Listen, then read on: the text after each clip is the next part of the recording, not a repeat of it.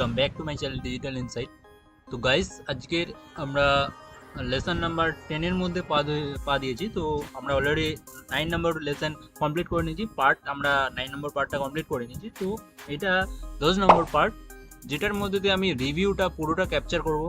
ওকে, তো গাইস আস্তে আস্তে তোমরা যারা এই চ্যানেলে নতুন তারা স্টেপ বাই স্টেপ দেখে যাও, পার্ট 1, পার্ট 2, পার্ট 3, তাহলে তোমাদের পক্ষে বেটার হবে। চলো বেশি না কথা বলে আজকে রিভিউ ট্যাবটা স্টার্ট করা যাক।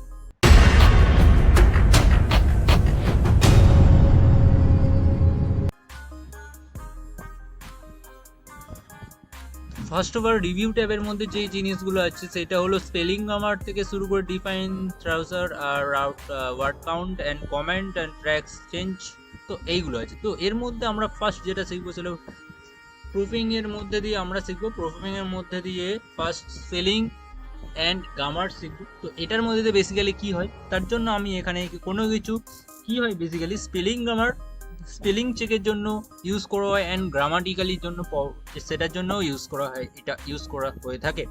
তো বেসিক্যালি আমি ধরো একটা ওয়ার্ড লিখছি, যে কোনো ওয়ার্ড, ঠিক আছে। তো যে কোনো একটা ওয়ার্ড লিখছি, ধরো কম্পিউটার বানানটা স্পেলিংটা লিখলাম, আমি কম্পিউটার স্পেলিংটা লিখছি অ্যান্ড এটা কিন্তু সঠিক স্পেলিং, ঠিক আছে। যখন আমি কোনো রং স্পেলিং লিখছি তখন কি হচ্ছে, তখন দেখো একটা ওয়ার্ডের নিচে দেখো একটা রেড কালারের বর্ডার পড়ে গেছে। দ্যাট মিনস সেটা হলো স্পেলিং এর যে স্পেলিং চেকটা সেটা রং মেথড, ঠিক আছে। তো রং, এটা ভুল ওয়ার্ড।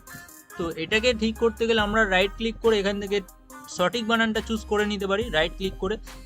অ্যান্ড তোমরা এখানে চলে যেতে পারো। এখানে চলে গেলে এখান থেকে দেখো ওই রিলেটেড ওয়ার্ড তোমাদের এখানে শো করবে। সেটা যেই ওয়ার্ড হোক, সেই রিলেটেড ওয়ার্ডগুলো এখানে লিস্ট অফ শো করবে। যেই ওয়ার্ডটা তোমাদের রিকোয়ার্ড সেই ওয়ার্ডটা তোমরা এখান থেকে চুজ করে নিতে পারো অ্যান্ড এখান থেকে চেঞ্জ, ইগনোর অথবা অ্যাড অথবা চেঞ্জ করে নিলে কি হবে, ওই ওয়ার্ডটা চেঞ্জ হয়ে ওই ঠিক সঠিক ওয়ার্ডটা হয়ে যাবে। তুমি যদি চেঞ্জে ক্লিক করো তো সঠিক ওয়ার্ডটাই হয়ে যাবে। ক্লিয়ার?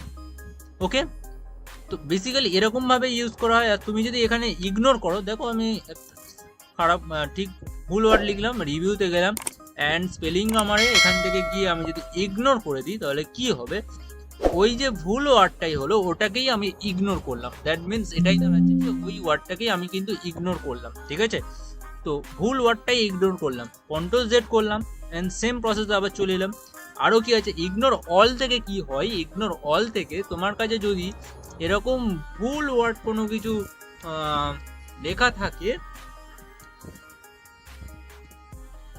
ভুল ওয়ার্ড যদি কোনো লেখা থাকে, সাপোজ আমার কাছে দুটো ভুল আছে, ঠিক আছে, এই সেন্টেন্সের মধ্যে দুটো ভুল আছে। তো এখান থেকে স্পেলিং আমার থেকে যদি আমি ইগনোর অল করে দিই তাহলে সবকটাই কি হবে, যা ভুল ওয়ার্ড থাকবে সেইগুলোই আমরা অ্যাকসেপ্ট করে নেবো, মানে ইগনোর করে যাব। তো ইগনোর অল করে দাও, ইগনোর অল, দেখো সবকটা যেটার ওপরে কি, যে ওয়ার্ডের ওপরে রেড কালারের বর্ডার এসেছিলো সেটা কিন্তু অ্যাকসেপ্ট হয়ে গেল, ঠিক আছে, অ্যাকসেপ্ট হয়ে গেল। দ্যাট মিনস সেই ওয়ার্ডটা কিন্তু আমরা ইগনোর করলাম, ঠিক আছে।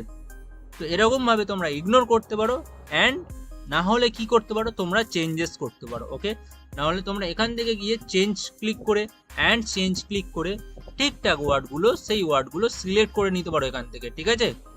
সেই ওয়ার্ডগুলো স্পেলিং গ্রামার থেকে তোমরা সিলেক্ট করে নিতে পারো। ওকে, তো আশা করছি তোমাদের স্পেলিং গ্রামারটা বুঝতে পারলে। ওকে, অ্যান্ড এর পরে যেটা আসছি, আমি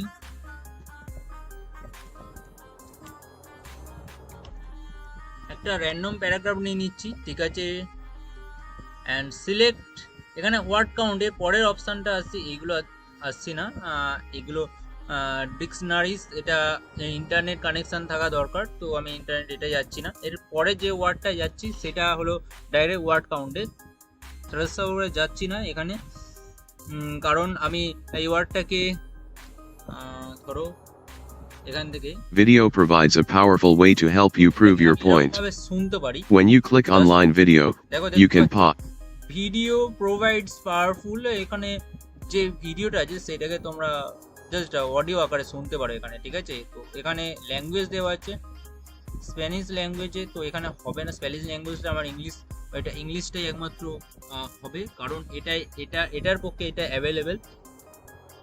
Video provides a powerful way to help you prove your point. তোমরা শুনতে পাচ্ছ এরকম, When you click online video, you can pause. তো আমি এটা স্কিপ করে যাচ্ছি, এটা অতটা দরকার নেই।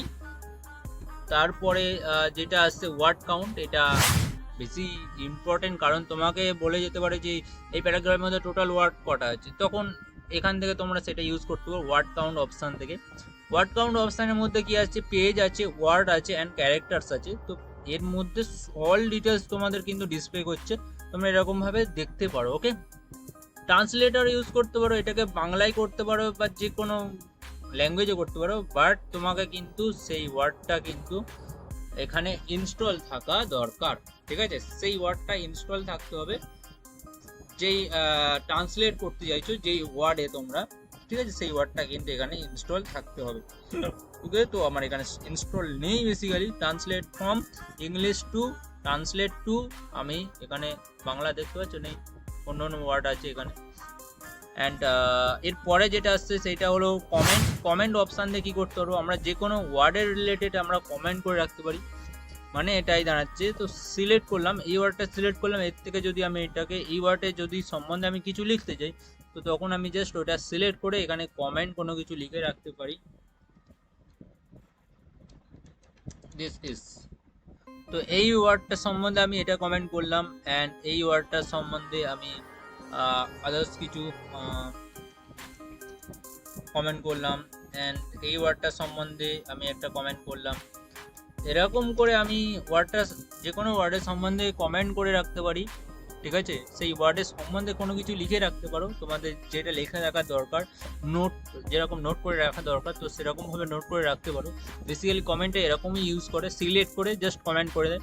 অ্যান্ড এখান থেকে কি করতে পারো তোমরা, নেক্সট অ্যান্ড প্রিভিয়াস কমেন্টগুলো তোমরা দেখতে পারো। দেখো এই কমেন্টটা কিন্তু সিলেক্ট হচ্ছে, নেক্সট কমেন্টে গেলে এই কমেন্টটা সিলেক্ট হচ্ছে, নেক্সট কমেন্টে গেলে এই কমেন্ট সিলেক্ট হচ্ছে। ইভেন তোমরা এখান থেকে কমেন্ট ডিলিট করতে পারো, জাস্ট সিলেক্ট করো, সিলেক্ট করে এখানে ডিলিটে ক্লিক করো, ডিলিট কমেন্ট করে দাও। অ্যান্ড অল কমেন্টও ডিলিট করতে পারো তোমরা চাইলে, অল কমেন্ট অ্যান্ড ডকুমেন্টের মধ্যে যত কমেন্ট আছে সব কটা ডিলিট করতে পারো। এরকম করে তোমরা কি করতে পারো, জাস্ট কমেন্ট করতে পারো। ক্লিয়ার, বুঝে গেলো? তো তারপরের অপশানটা যেটা আসছি সেটা আসছি তোমার ট্র্যাক চেঞ্জ। ট্র্যাক চেঞ্জ থেকে এখান থেকে কি হয়, বেসিক্যালি সাপোজ তোমার কাছে ডকুমেন্ট এরকম একটা তৈরি করা আছে, তুমি কাউকে কিছু দিলে এই ডকুমেন্টের ওপর কোনো কিছু চেঞ্জেস নিয়ে আসার জন্য, অ্যান্ড তুমি সে কী কী চেঞ্জ করছে সেটা ট্র্যাক করতে চাইছো, ঠিক আছে? সে কী কী চেঞ্জ করছে সেটা ট্র্যাক করতে চাইছো, তার জন্য তুমি এই অপশানটা অন রেখে দিতে পারো। মানে কি, সে কী চেঞ্জেস করেছে সেইগুলো হাইলাইট হবে, জাস্ট সেই যেই জিনিসগুলো চেঞ্জ করেছে সেই এই ডকুমেন্টের মধ্যে সেইগুলো ট্র্যাক হবে অ্যান্ড সেইগুলো হাইলাইট হয়ে তুমি দেখতে পাবে। তো তাকে কাজটা দেওয়ার আগে তুমি এখানে ট্র্যাক চেঞ্জটা অন করে রাখো, এখান থেকে ট্র্যাক চেঞ্জ অন করে রাখলে, ওকে? ট্র্যাক চেঞ্জ যখন অন করবে তখন দেখবে ট্র্যাক চেঞ্জটা এরকম হাইলাইট হচ্ছে। ক্লিয়ার? তারপরে যখন আমি কোনো কিছু যদি কোনো কিছু চেঞ্জেস করি, সাপোজ এই ওয়ার্ডটা সিলেক্ট করলাম,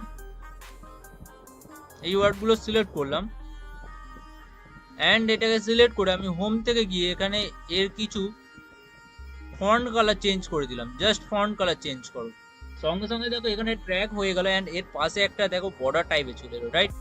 অ্যান্ড এর এরিয়াল থেকে আমি করে দিলাম এই ফন্ট স্টাইলটা, ঠিক আছে? তো আর কি কি করলাম, সাপোজ আমি এই টেক্সটটাকে সিলেক্ট করলাম, সিলেক্ট করে বোল্ড করলাম, ঠিক আছে? এই টেক্সটটাকে সিলেক্ট করলাম, সিলেক্ট করে ইটালিক করলাম, ঠিক আছে? তো এইটুকু কাজ করলাম। এইবার গিয়ে আমি যদি এখান থেকে রিভিউতে গিয়ে যদি আমি এখানে ট্র্যাকশন তো চেঞ্জ হয়ে আছে, এখানে গিয়ে যদি আমি অল মার্কআপ থেকে, অল তো মার্কআপ করা থাকবে, এখান থেকে যদি আমি show and comment track, ink tag, formatting tag সব কিছু যদি শো করি, তো দেখো আমি এখানে ফরম্যাটিং ট্যাবটা এটা আরেকবার অন করে নিলাম। অ্যান্ড এখান থেকে রিভিউ প্যান থেকে review pan vertically and horizontal, তো ভার্টিক্যালি যদি আমি ডিসপ্লে করি, দেখো এখানে কি কি চেঞ্জেস হয়েছে সেইগুলো কিন্তু এখানে চলে আসবে।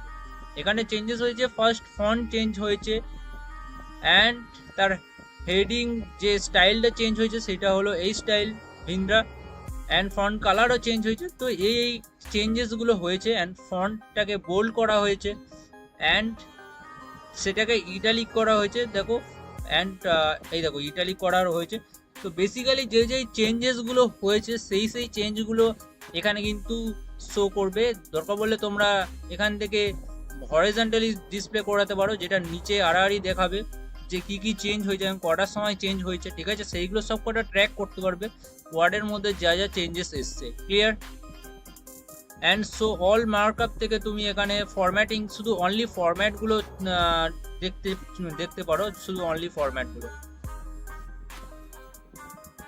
এখান থেকে গিয়ে শুধু ফরম্যাট চেঞ্জটা দেখো, এখানে কি কি ফরম্যাট হচ্ছে, এটা ফরম্যাট হচ্ছে, এইটা ফরম্যাট হচ্ছে, এইটা ফরম্যাট হচ্ছে। ওকে, তো বেসিক্যালি এরকম ভাবে ট্র্যাক চেঞ্জটা ইউজ করা হয়। অল মার্কআপটা তোমরা অল মার্কআপ রাখবে, সিম্পল মার্কআপ রাখবে।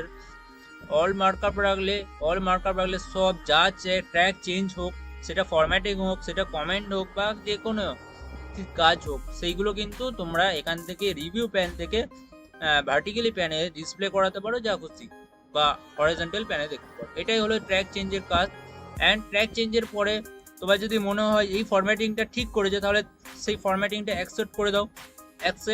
অ্যাকসেপ্ট হয়ে আছে। যদি মনে হয় না এই ফরম্যাটিংটা ঠিক হয়নি, তো এখান থেকে রিজেক্ট করে দাও। রিজেক্ট করে দিলে কি হবে, সেই ফরম্যাটটা দেখো, কন্ট্রোল জেড করছি, দেখো এই ফরম্যাট এই ছিল, এখান থেকে যদি আমি এখান থেকে গিয়ে রিজেক্ট চেঞ্জ করে দিই, তাহলে এখান থেকে কিন্তু সেটা রিজেক্ট হয়ে যাবে, ঠিক আছে, সেই ফরম্যাটটা।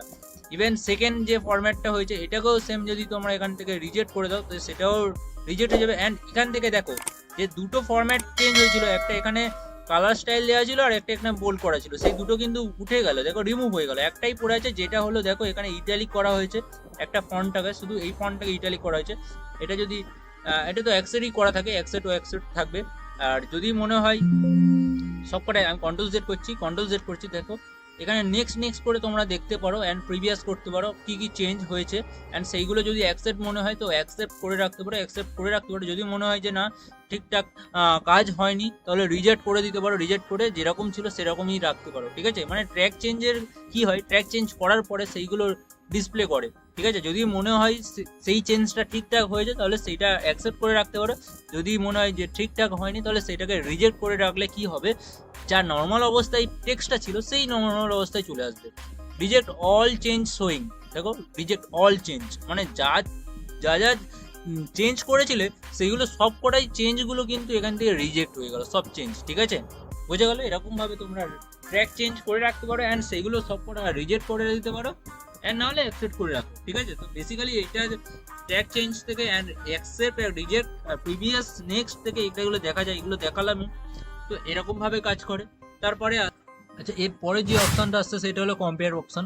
কম্পেয়ার অপশনের মধ্যে দিয়ে আমরা কি করতে পারবো, যে কোনো দুটো ডকুমেন্টের মধ্যে দিয়ে কম্পেয়ার করতে পারবো। তো তার আগে আমি আমার ফাইলগুলো খুলে নিই। ফাইলগুলো আমার তৈরি করা আছে অলরেডি, ঠিক আছে। তো আমি ফাইলগুলো খুলে নিচ্ছি এখান থেকে ওপেন থেকে। একটা হচ্ছে এ নামে ফাইল দেখতে পাচ্ছ, ওয়ার্ড এ নামে, অ্যান্ড আর একটা আছে বি নামে। তো ফাইলগুলো এখান থেকে খুলবো না, এখান থেকে রিভিউতে চলে যাবো। রিভিউতে কম্পেয়ার থেকে এখান থেকে কম্পেয়ারে চলে যাব। এখান থেকে দুটো ফাইল আমরা প্লেস করে নেবো। ফার্স্ট প্লেস করছি এ নামে ফাইলটা অ্যান্ড সেকেন্ডটা প্লেস করছি বি নামে ফাইল। তো দুটো ফাইল আমি অলরেডি তৈরি করে রেখেছি, যে দুটো ফাইলের মধ্যে দিয়ে আমি কম্পেয়ার করতে চাইছি কি কি ডিফারেন্ট একটা ফাইলের থেকে, এই এ নামে ফাইলের থেকে বি নামে ফাইলের মধ্যে কি ডিফারেন্ট আছে। তো ওকে ক্লিক করলাম। ওকে ক্লিক করার পরে দেখো এখানে কি ডিসপ্লে করছে, এটা দেখো অরিজিনাল ফাইল যেটা হলো এ নামে ফাইল, আর এটা দেখো বি নামে ফাইল। তো এ নামে ফাইলের মধ্যে কি চেঞ্জেস আছে, দেখো এ নামে ফাইলের মধ্যে দিয়ে এই provides a powerful away to help, এই যে ওয়ার্ডটা, এই ওয়ার্ডটা কিন্তু বি নামে যে ডকুমেন্ট আছে তার মধ্যে নেই, ঠিক আছে। তো বি নামে ডকুমেন্টের মধ্যে কিন্তু এই ওয়ার্ডটা নেই। মানে এই যে প্যারাগ্রাফটা আছে এটা ডিলিট করা হয়েছে, দেখো এখানে মাইক্রোসফট অ্যাকাউন্ট ডিলিট করা হয়েছে। অ্যান্ড এখান থেকে কি ফরম্যাটিং করা হয়েছে, মাইক্রোসফট ওয়ার্ড অ্যাকাউন্ট ফরম্যাট করা হয়েছে, যেটা হলো সেটা হলো ফন্ট 12 করা হয়েছে, বোল্ড করা হয়েছে, আর কালার রেড করা হয়েছে, দেখতে পাচ্ছ। তো বেসিক্যালি এরকম ভাবে আমি কম্পেয়ার করতে পারি। দেখো এর দেখো সেকেন্ড নম্বর প্যারাগ্রাফ যেটা হলো বি নম্বর, তার মধ্যে ফন্টটা এই কালার দেওয়া হয়েছে এবং 12 সাইজ করা হয়েছে। ইভেন এটা থেকে এটা ডিফারেন্টটা এটা দেখতে পাচ্ছ। তো দুটো এরকম ভাবে কম্পেয়ার করতে পারো। দুটো ফাইল আগে দুটো ফাইল তৈরি করে নেবে, দেন দুটো ফাইলের মধ্যে তুমি কম্পেয়ার করতে পারো। একটা অরিজিনাল ফাইল রাখতে পারো অ্যান্ড তার মধ্যে দিয়ে কি কি চেঞ্জেস হয়েছে সেটা তোমরা দেখে আরেকটা ফাইলে সেভ করে রাখতে পারো। অ্যান্ড সেটা দুটো ফাইল নিয়ে এসে এখানে তোমরা কি করতে পারো, দুটোর মধ্যে কম্পেয়ার করতে পারো কি কি চেঞ্জেস হয়েছে আর কি কি মানে এর থেকে এটা কি ডিফারেন্ট। তো বেসিক্যালি আশা করছি তোমরা এটা বুঝতে পেরেছো। তার পরের অপশান আসছে এখানে কি আছে, হ্যাঁ কম্বাইনের মধ্যে দিয়ে কি আছে, কম্বাইন করে আমরা দুটো ফাইলটাকে কম্বাইন করে একটা ফাইলে ক্রিয়েট করতে পারি। এখান থেকে দুটো ফাইল আমি নিয়ে নিচ্ছি অ্যান্ড ওকে। অ্যান্ড এখানে কি বলেছে, কি formatting change from your document A others document B. তো আমি একটা এখানে করছি others document B and continue with merge click করলাম। তো আমার কি হলো, ফাইলটা যেটা ছিল সেটা কম্বাইন হয়ে গেল। কম্বাইন হয়ে এই ফরম্যাটটা কিন্তু আমার কাছে চলে এসছে, মানে মেনলি যে ফরম্যাট এ নামে ফরম্যাট আর বি নামে ফরম্যাট, বি নামে ফরম্যাটের মধ্যে আমার যে ফরম্যাটটা আছে দুটো ফাইলে কনভার্ট হয়ে এই ফাইলটা তৈরি হচ্ছে, দুটো ফাইল তৈরি হয়েছে, কনভার্ট হয়ে এই ফাইলটা তৈরি হচ্ছে। তো এই ফাইলটা অ্যাকচুয়ালি তুমি সেভ করতে পারো। আমি এটা সেভ অ্যাজ করে দেখে নিচ্ছি, দেখাচ্ছি তোমাদেরকে ফাইলটা কি আসছে, ঠিক আছে। তিনটে ইউ নামে আমি সেভ করছি। কোথায় সেভ করছি, আমি ডেস্কটপে সেভ করছি অ্যান্ড সেভ করছি, ওকে। তো ওই ফাইলটা যদি আমি ওপেন করি ইউ ফাইলটা, তো তোমরা এখানে সেটা দেখতে পাবে। দেখো অরিজিনাল ফাইলটার আর একটা যেটা এ নামে আর বি নামে ফাইলটা এখানে কিন্তু ডিসপ্লে করছে। তো এর পরের যে অপশানটা দেখাতে চলেছি সেটা হলো রেস্ট্রিক্ট এডিটিং। দেখতে পাচ্ছ তোমরা কম্পেয়ার পরে আছে রেস্ট্রিক্ট এডিটিং। তো রেস্ট্রিক্ট এডিটিং থেকে আমরা কি করতে পারবো, এখান থেকে আমরা ফাইলের সিকিউরিটি ক্রিয়েট করতে পারবো। মানে যেখান থেকে আমরা ফাইলের মধ্যে কোনো কিছু টেক্সট থাকলে বা কোনো কিছু কন্টেন্ট থাকলে সেটা যাতে না ফরম্যাটিং করতে পারে অ্যান্ড এডিটিং যাতে না করতে পারে সেটার ওপর রেস্ট্রিক্ট করতে পারি আমরা, মানে সেটার ওপর কোনো কিছু যেন না চেঞ্জেস করতে পারে, সেটার জন্য আমরা ইউজ করতে পারি রেস্ট্রিক্ট অপশানটা।